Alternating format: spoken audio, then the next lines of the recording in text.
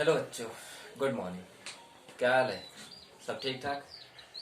चलिए आइए आज हम लोग एक नया चैप्टर पढ़ेंगे जिसका नाम है बिल्स ऑफ एक्सचेंज। बच्चों, यह चैप्टर बहुत ही इम्पोर्टेंट है।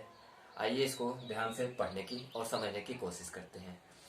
इस चैप्टर को समझने के लिए हम लोग एक डायग्राम का हेल्प लेंगे और मुझे उम्मीद है कि डायग्राम के साथ आप लोग कोऑपरेट करेंगे। अगर आप लोग डायग्राम समझ लेते हैं तो यकीन मानिए यह बिल्स ऑफ एक्सचेंज चैप्टर जो बहुत ही हार्ड लगभग बच्चों को दिखता है बहुत ही आसान हो जाएगा। तो चलिए देर ना करते हुए बिल्स ऑफ एक्सचेंज की मीनिंग डायग्राम के थ्रू समझने की कोशिश करते हैं। तो बच्चे हम लोग यहाँ पे मान लेते हैं एक फॉर्म है एक्स, ठीक है। फॉर्म एक्स है, उसने क्या किया, अपने कुछ गुड्स को सोल्ड किया। क्या किया? गुड्स सोल्ड किया on credit basis. On credit basis, ठीक है। गुड्स सोल्ड किया, फॉर्म एक्स ने गुड्स सोल्ड किया ऑन क्रेडिट बेसिस। किसको सोल्ड किया? मिस्टर वाई को, जो एक क्या है, कस्टमर है। कुछ भी हो सकता है, कस्टमर हो, डीलर हो। फॉर्म ने क्या किया? मिस्टर वाई को गुड्स सोल्ड किया ऑन क्रेडिट पे। गुड्स की वैल्यू कितनी है? ₹2 लाख की। 2 लाख का गुड्स उन्होंने बेचा उधार पे, ठीक है।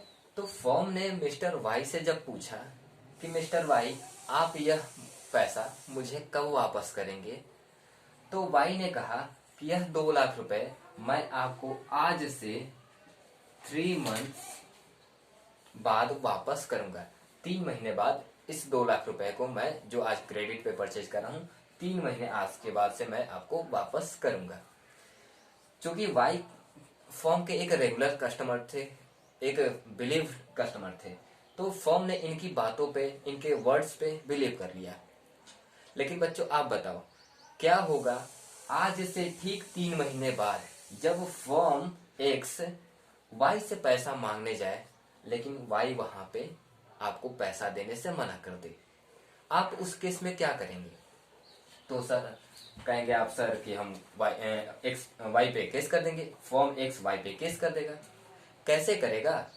आपके पास तो कोई एविडेंस ही नहीं है, आपके पास कोई रिटन एग्रीमेंट ही तो नहीं है, तो आप बिना किसी प्रूफ के कैसे वाई पे केस कर पाएंगे? तो बच्चे ऐसे बड़े बड़े बिजनेस में बहुत सारे रिस्क होते हैं, पैसे डूबने के बहुत सारे चांसेस होते हैं। तो ऐसे चीजों से बचने के लिए फॉर्म क्या करती है, एक पेपर लेती है। ये एक फॉर्म ने क्या लिया? पेपर लिया, और फॉर्म इस पेपर पे सारी बातों को लिखती है कि मिस्टर वाई आज आपने हमसे 2 लाख रुपए लिया और आप कसम खाते हैं कि यह पैसा आज से 3 मंथ्स बाद आप हमको वापस कर देंगे, ठीक है। इस बिल पे किसने लिखा है? इस बिल को किसने ड्रॉ किया? फॉर्म ने। फॉर्म ने क्या किया? इस बिल पे लिखा, इसको ड्रॉ किया। तो इसलिए बच्चे हम फॉर्म को क्या बोलते हैं यहाँ पे? ड्रॉवर। फॉर्म ने बिल को ड्रॉ किया, इसलिए फॉर्म को क्या बोलते हैं? ड्रॉवर बोलते हैं। तो क्या फॉर्म ने जैसे ही इस बिल पे सारी बातों को लिखा, इस बिल को कैसे लिखा जाता है हम आगे की थियरी क्लासेस में डिस्कस कर लेंगे। इसका एक प्रिस्क्राइब फॉर्मा होता है, फिलहाल हम कॉन्सेप्ट पे ध्यान देते हैं। तो इस बिल को ड्रॉ किसने किया? फॉर्म ने। क्या यह बिल ड्रॉ करते ही इसकी लीगलिटी आ जाएगी? क्या इस बिल के थ्रू यह एक्स वाई पे केस कर पाएगा? नहीं बच्चे, जब तक वाई इस बिल पे अपनी साइन करके अपनी एक्सेप्टेंस ना दे दे तब तक इस बिल की कोई लीगल वैल्यू नहीं होगी। यानी जिस बिल को फॉर्म ने ड्रॉ किया है उस बिल पे वाई अपनी सिग्नेचर के थ्रू सहमति देगा, तब जाके वह बिल एक लीगल वैल्यू रखेगा। और तब अगर वाई पैसा देने से मना करता है तो फॉर्म एक्स वाई पे केस कर सकता है। यानी जब इसने इसको ड्रॉ किया फॉर्म ने, तो इसको हमने ड्रॉअर कहा। इन्होंने अपनी एक्सेप्टेंस दी साइन के थ्रू, इसे हम क्या बोलते हैं? ड्रॉई, ठीक है। इसे हम एक्सेप्टर भी बोल सकते हैं क्योंकि इन्होंने बिल्स को क्या किया? एक्सेप्ट किया। थ्योरी क्लास में हम लोग ड्रॉअर, ड्रॉई, एक्सेप्टर वगैरह का हम लोग मीनिंग देख लेंगे। फिलहाल हम लोग कॉन्सेप्ट की बात करते हैं। फॉर्म ने बिल्स को ड्रॉ किया इसलिए ड्रॉवर, वाई ने इस बिल को एक्सेप्ट किया इसलिए एक्सेप्टर या ड्रॉई। अच्छा, इस बिल के अगेंस्ट फॉर्म को क्या करना है? पैसा लेना है। इस बिल के अगेंस्ट फॉर्म को क्या करना है? 2 लाख रुपए लेने हैं आज से 3 महीने बाद। तो यानी इस बिल के अगेंस्ट इन्हें पैसा रिसीव करना है, इसलिए हम इसको क्या बोलते हैं, बिल्स रिसीवेबल। बिल्स रिसीवेबल, इसको शॉर्ट फॉर्म में हम लोग बीआर भी बोलते हैं। और नो डाउट आपको मालूम होगा कि जिस भी एसेट्स के से हमें फ्यूचर में बेनिफिट मिलना होता है वह फर्म के लिए क्या होता है, एसेट्स होता है। तो यह फर्म का क्या होगा, एक एसेट्स होगा। यानी इस बिल के थ्रू फर्म को आज से 3 महीने बाद 2 लाख रुपए मिलने हैं, इसलिए फर्म को बिल से रिसीव होना है, इसलिए हम इसे बिल्स रिसीवेबल बोलते हैं और ये फर्म का एसेट्स होता है। ठीक उसी तरह वाई के लिए यह बिल क्या हो जाएगा, वाई कहते हैं कि मैं प्रॉमिस करता हूं, कसम खाता हूं कि इस बिल के थ्रू मैं आपको 3 महीने बाद आज से 2 लाख रुपए पेमेंट करूंगा।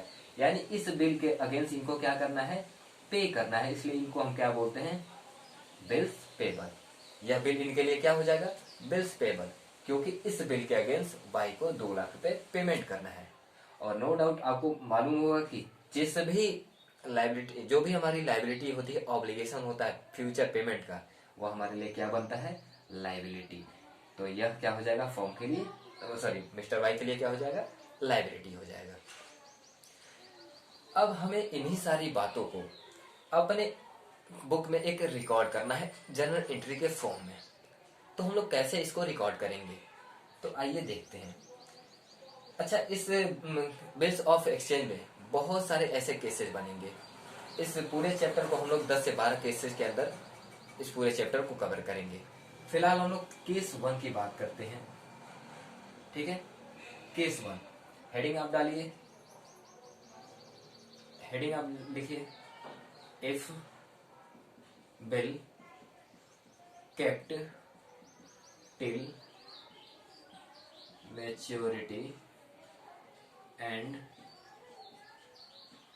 Honoured on due date. अभी इसकी मीनिंग क्या है, आपको थोड़ी देर बाद जैसे ही क्वेश्चन कंप्लीट होगा आपको इसकी हेडिंग की मीनिंग समझ में आएगी। फिलहाल आप हेडिंग ये डालिए, if bill kept till maturity and honour on due date, ठीक है। आइए हम इसकी transaction entry, journal entry record करने की बात करें। सबसे पहले हम बात करते हैं, जो भी जर्नल एंट्री रिकॉर्ड करेंगे किसकी बुक में रिकॉर्ड करेंगे, in the books of firm. Firm कौन है यहाँ पे, ड्रॉवर।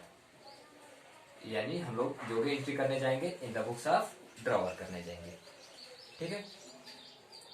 चलिए सबसे पहले जनरल एंट्री की बात करें।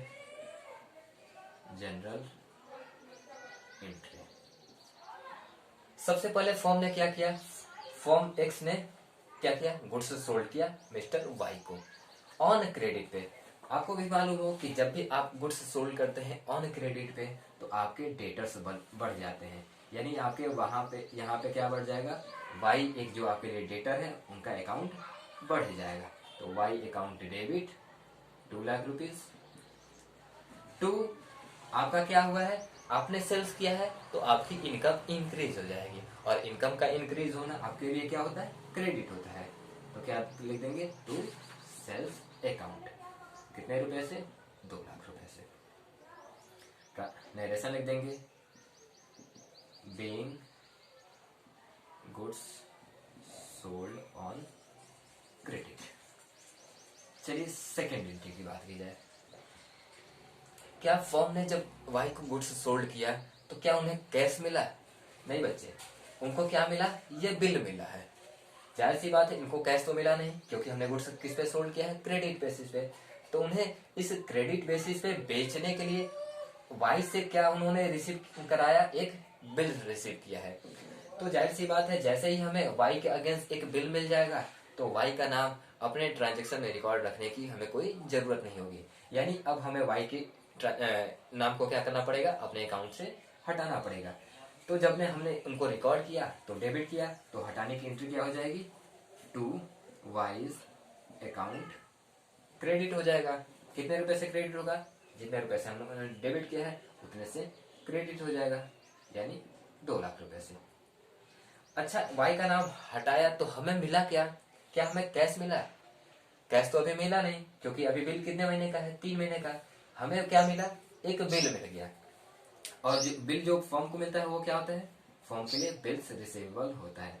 इसलिए हम क्या कर देंगे, बिल्स रिसीवेबल अकाउंट डेबिट। कितने रुपए से, 2 लाख रुपए से। बिल भी तो 2 ही लाख रुपए का मिला है, इसलिए बिल्स रिसीवेबल आपके लिए क्या हो जाएगा, 2 लाख। और ऐसे भी समझ लीजिए कि बिल्स रिसीवेबल क्या है, आपको फ्यूचर में देने वाला बेनिफिट है, यानी आपको फ्यूचर में आज से 3 महीने बाद उससे पैसा मिलना है, यानी यह आपके लिए क्या है, एसेट्स है। और जब भी एसेट्स इंक्रीज होता है तो आपका क्या हो जाता है, डेबिट होता है। और जब भी आपका डेटर्स, वाई एक आपका डेटर्स था, डेटर्स भी क्या होते हैं, आपके लिए एसेट्स होते हैं। और जैसे ही एसेट्स डिक्रीज होगा, यानी हमने वाई का नाम अपने अकाउंट से हटाया, वो क्या हो जाते हैं, क्रेडिट हो जाते हैं।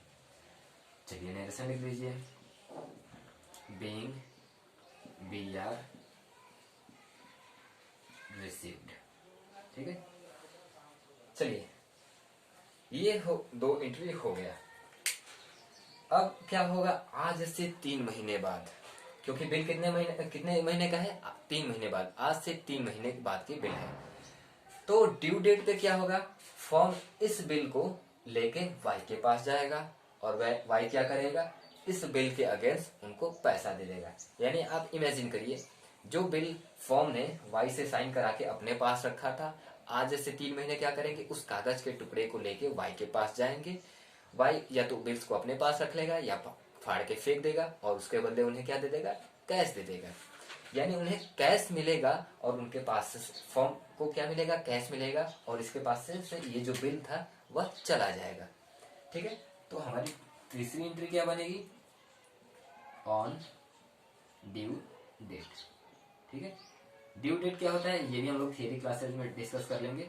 ऑन ड्यू डेट आपकी एंट्री क्या बनेगी, क्योंकि आपके पास क्या मिल रहा है, इस बिल के अगेंस्ट, बिल तो आपके पास से जा रहा है, तो बिल्स का हमारा आना क्या हुआ था, डेबिट हुआ था, तो जाना क्या हो जाएगा, क्रेडिट हो जाएगा टू बी आर अकाउंट। कितने से क्रेडिट हो जाएगा, जितने का बिल्स है, यानी 2 लाख रुपए से। और उसके बदले आपको क्या मिल जा रहा है, तो आपको मिल जा रहा है कैश। तो यानी कैश आपका एसेट्स है, और एसेट्स का बढ़ना क्या होता है, डेबिट होता है। तो ये क्या हो जाएगा, 2 लाख रुपए से आपको कैश डेबिट हो जाएगा। ठीक है, आप नरेशन लिख दीजिए, बीइंग कैश रिसीव्ड। ठीक है, अच्छा आइए समझते हैं कि इसका अल्टीमेट इम्पैक्ट क्या पड़ा। अल्टीमेट इम्पैक्ट का मतलब कि अगर यही एंट्री, यही ट्रांजैक्शन जो एक्स और वाई के बीच हुआ, अगर वह क्रेडिट में ना होके कैश बेसिस पे होता, तो हमारी एंट्री क्या रिकॉर्ड होती। अगर हम कैश बेसिस पे देखें कि कैश बेसिस पे हमारा ट्रांजैक्शन होता है, तो एंट्री क्या बनती, फॉर्म ने वाई को सोल्ड किया गुड्स और उसके बदले कैश रिसीव हो गया, यानी फॉर्म के पास कैश आ गया। तो आप कैश आना आपका एसेट्स है, एसेट्स बढ़ता है तो हमारा हमेशा क्या होता है, डेबिट होता है। तो कैश अकाउंट डेबिट होता 2 लाख रुपए से, और उसके बाद हमारा क्या होता है, कैश आने का वजह क्या है, क्योंकि हमने सेल किया है, सेल हमारी इनकम है, और इनकम बढ़ना हमेशा क्या होता है, क्रेडिट होता है। तो हम क्या कर देंगे, टू सेल्स अकाउंट, कितने, 2 लाख रुपए से।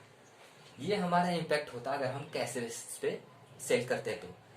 लेकिन हमें इतने सारे रिकॉर्डिंग क्यों करने पड़े, क्योंकि हमने क्या किया है, गुड्स किस पे सोल्ड किया है, ऑन क्रेडिट बेसिस, और वो भी हमने बिल्स पेबल के through, sorry bills of exchange के थ्रू किया है।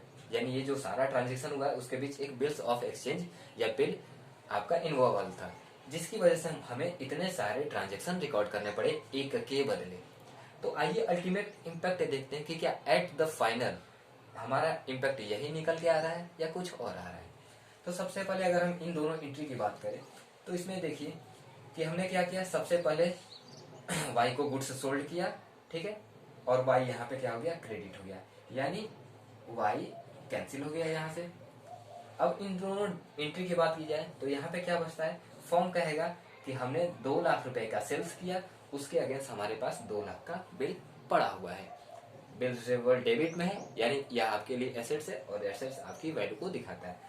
यानी हम फॉर्म कहेगा कि हमने 2 लाख रुपए का सेल किया है, जिसके अगेंस्ट हमें 2 लाख रुपए का हमारे पास बिल पड़ा हुआ है। अच्छा, ऑन ड्यू डेट क्या होगा, अगर हम पूरे एंट्री को देखें तो ऑन ड्यू डेट क्या होगा, ये जो बिल था फॉर्म के पास से चला जाएगा, ठीक है, आना डेबिट हुआ था, जाना क्रेडिट हो जाएगा, ठीक है। अब फॉर्म के पास क्या क्या बचता है, फॉर्म कहेगा कि देखिए हमारे पास हमने क्या किया है, 2 लाख रुपए का सेल्स किया है, और उसके अगेंस्ट हमें 2 लाख रुपए कैश मिल गए हैं, यानी कैश अकाउंट अभी भी क्या है, डेबिट है, और क्रेडिट क्या है, सेल्स अकाउंट। यानी हमारा इम्पैक्ट अल्टीमेट यही निकल के आ रहा है कि cash account debit to sales account. ठीक है, चलिए